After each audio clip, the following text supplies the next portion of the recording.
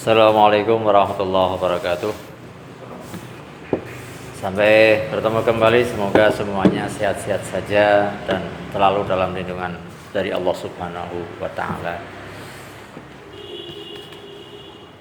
Semuanya yang saya hormati, dalam kehidupan ini di antara kelangsungan kehidupan adalah melalui proses pernikahan, istilah Indonesia perkawinan.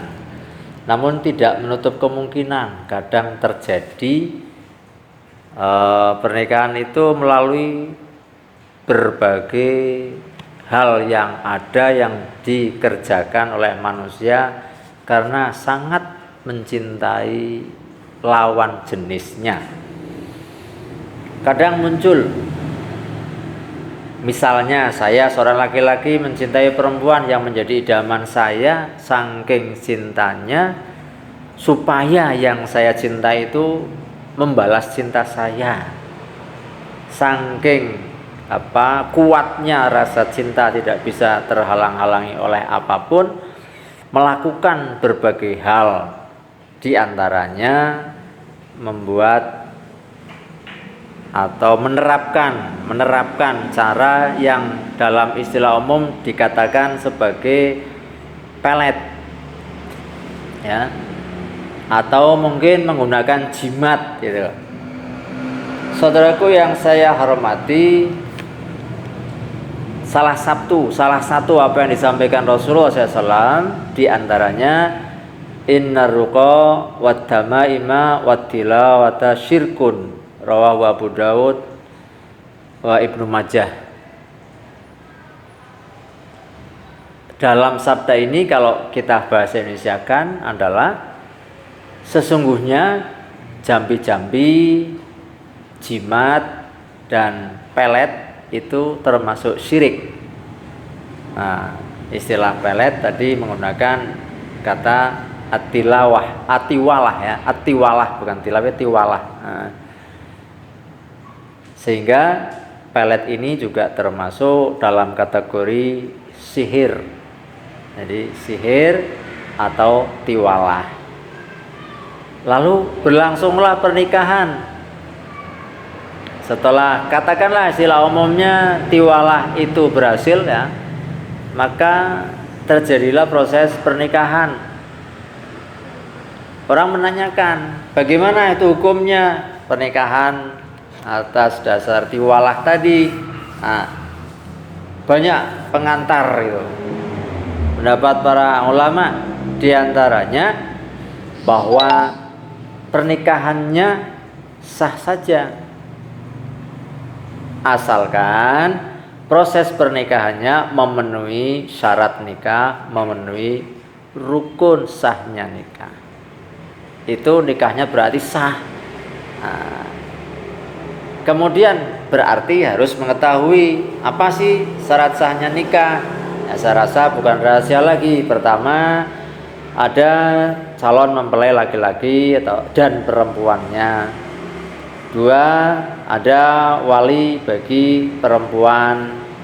Tiga, ada 2 orang saksi, dan saksi ini yang balik, yang akil atau berakal, dan diutamakan jangan yang fasik. Itu ketentuan saksi itu.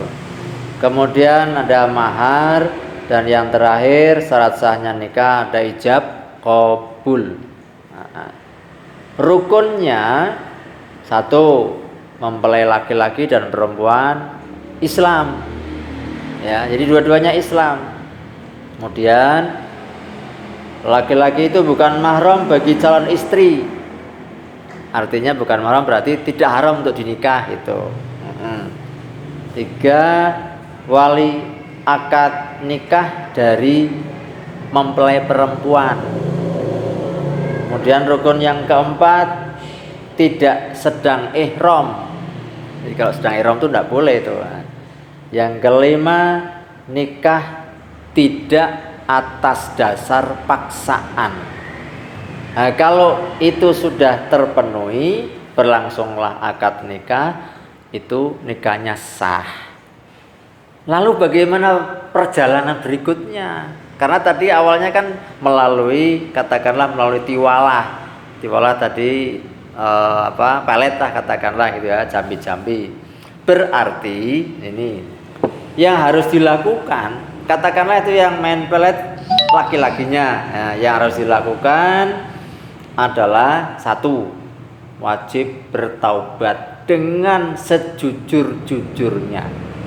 Wajib bertaubat dengan sejujur-jujurnya, dan plus rahasiakan kepada siapapun bahwa cintanya pada suami ditumpahkan supaya dapat imbalan cinta dengan pelet itu harus benar-benar dirahasiakan, termasuk pada sang istri, karena resikonya berat. Jujur pada istri resikonya firaq, pisah, itu resiko. Makanya para alim menganjurkan wajibnya bertaubat dengan sejujur-jujurnya, kemudian mengakui apa yang telah dilakukan itu sebagai suatu kesalahan. Kemudian dalam tobat itu unsur ketiga adalah bertekad yang kuat tidak akan mengulangi lagi. Itu dikerjakan, plus tadi rahasia, jangan dibongkar pada siapapun juga. Nah, kemudian langkah kedua, karena tadi sudah nikah kan, menghancurkan atau merusak benda-benda yang dijadikan alat pelet, harus dirusak oleh dia. Mungkin itu disobek-sobek, dibuang, atau biar gampanglah dibakar. Nah, itu upaya kelanjutan dari wujudnya pernikahan karena melalui pelet. Ini kita bicara umum ya, semua karena Allah, tapi karena dia melalui jalan itu sehingga ada jalan yang harus dilakukan berikutnya ya. Nah, ketika merusak, merobek atau membakar alat yang dijadikan pelet tadi, anjuran alim, anjuran para ulama, lakukan apa itu? Satu, diawali dengan membaca beberapa surat Al-Qur'anul Karim. Utamanya apa? Utamanya ayat-ayat muawwidzat. Ayat muawwidzat itu ayat-ayat yang isinya minta perlindungan pada Allah. Jadi sebelum membakar, sebelum merusak itu. Apa itu ayatnya? Singkat saja. Satu, Al-Ikhlas, Qul kata orang kita. Dua, Al-Falaq, Qul a'udzu birabbil falaq. Yang ketiga, An-Nas. Ditambah lagi membaca Al-Fatihah, ditutup dengan ayat kursi. Nah, setelah itu baru mau dibakar, pembakaran. Mau disobek, disobek, silakan. Kemudian langkah yang ketiga, menyampaikan kepada istri, bukan membongkar, tapi menyampaikan pada istri agar istri selalu menjaga dirinya dengan cara banyak zikir secara syar'i. Jadi istri diberitahu banyak zikir secara syar'i, artinya zikir yang justru tidak mengundang syirik, zikir selalu mengingat pada Allah, minimal membaca kalimat-kalimat thayyibah. Subhanallah, alhamdulillah, la ilaha illallah, Allahu akbar, la haula wala quwata illa billah. Terus dibiasakan membaca Al-Qur'anul Karim minimal setelah zikir sholat wajib. Itu istilahnya apa? Didawamkan. Nah, ini langkah ketika orang merasa bahwa dulu berawal untuk menarik sang kekasihnya itu dengan cara main pelet. Terjadi nikah, maka setelah nikah harus disadari betul langkah 3 tadi dikerjakan. Jadi memang tidak ada keterangan apa itu nikahnya batal, itu tidak ada. Nikahnya tetap sah asalkan tadi memenuhi syarat sahnya nikah dan rukun-rukunnya nikah. Itu tentang bagaimana nikah karena ada pelet. Nah,